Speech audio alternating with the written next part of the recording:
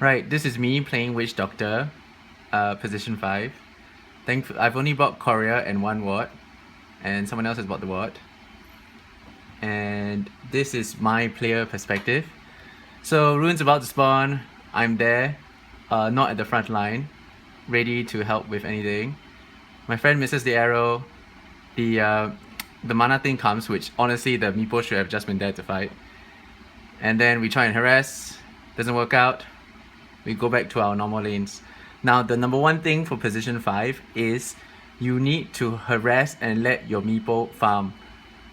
So my number one priority, I like to place the Ops ward on the lane itself so that you can see who's there. And I place it using the shroud of the trees. So straight away, as you can see with the ward, suddenly we have so much more vision. Now number one, I have to zone them out. So using the trees, I basically have a fun game with the Earthshaker. Whenever he runs towards me, I back off. The minute he turns, I start right-clicking him again. Again, he's trying to find me, I back off. He turns, I immediately turn to try and harass him. And this is what you should be doing, especially if you're range versus melee. Now I'm just there. Again, sometimes people will tend to go off and pull, but no, it's a 2v2 lane, so I need to stay here to ensure my Meepo is getting farmed. And what I'm doing is I'm trying to stand a bit further away to get up XP range, and now they're a bit unsure because they know I may or may not be there. And the minute they come close, I'm attacking to try and harass them out. Now, they've messed up. The creep wave is now falling back, which is coming to our tower. Now, my first instinct is to run away so that the Meepo can get all the XP from the creeps that die, which is why I'm standing there. And now I'm looking at the lane, and also early on in the 30-40 second mark, I checked out to see what the items are, to always make sure and see what they had. Now, because the tower was attacking the creeps, I know that their creep wave will get pushed out, so I can pull. So I proceed to pull. This will give me money to get my boots and hopefully to get my courier. Now at the same time, on the mini-map, I can see that the Earthshaker is rotating to get the 2-minute rune, so I know if I go there it's too late. So I let the Earthshaker get the 2-minute rune, and I know he's missing.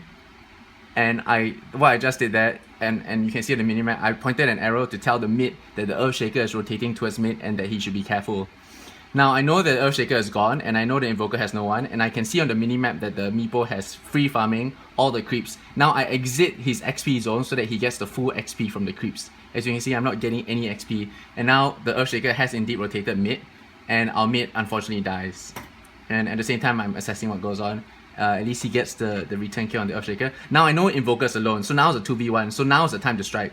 So what I do is I see him running the bushes, I block off his escape route. And down there is actually a block, which is perfect. Again, all he has is a level 1 EMP, and I have a lot of mana, and I have high heal. So I just keep my heal on and let the Meepo get the kill. Fairy Fire is great, and now I see the creep wave pushing, so the Earthshaker cannot attack me because he also draw aggro on the creep. And at the same time, as he's running away, I try and do as much damage to get his health as low as possible. And just nice 3 minutes, because I helped the Invoker kill, I'm able to buy my boots, I'm able to upgrade the courier, and I'm now able to get a magic stick. And this is where it gets going. Now, Invoker has died, Meepo has gotten a kill, he's gotten his additional clone. So right now, I'm going to focus on denying them as much XP as they possibly can, because the Earthshaker is a bit wary of leaving the Invoker alone now. So right now, again, Meepo's on lane, I'm going to let him get all the XP.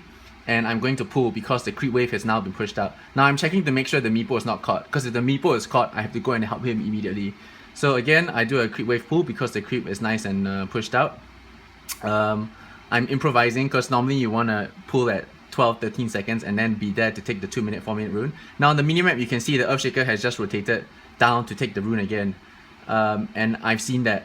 And I know with Meepo up, all we need to do is keep the stacks up, and he can really pick off with his GPM. Now Earthshaker is missing, and I give the signal, tap, and draw the line that Earthshaker is missing, mid, be careful again. And as you can see on the mini-map, the Meepo, because I put the creep wave back, he now has full free farm on the tower again with the help of the creeps. With the little money that I've saved from taking all these small camps, I'm now able to buy an Ops Ward, and as you can see, I drew and I pointed out the Earthshaker rotated mid. So really the ward there enables you to see all the rotations, and it's quite obvious what they are going to do, what they're trying not going to do. So again, Invoker's alone, I'm going to try and harass him. He's learned his lesson from the first time and is not going to the bushes. So he's just running away now. And I just get in as many free hits as I can. Now again, Meepo is all about stacking, so I realized that, and at the 53 second, I pull again and stack. And again on the minimap, I see the wave has been pushed out quite a fair bit. If this Meepo was better, he would be actually denying a lot more creeps and keeping the wave equilibrium back. So again, Earthshaker has rotated. I know we cannot do anything so far out, so I'm going to pull again to get XP for myself and deny them the XP as well. And that's basically a gist of how to play position 5 and not to set XP and to help control and harass the lane. Okay.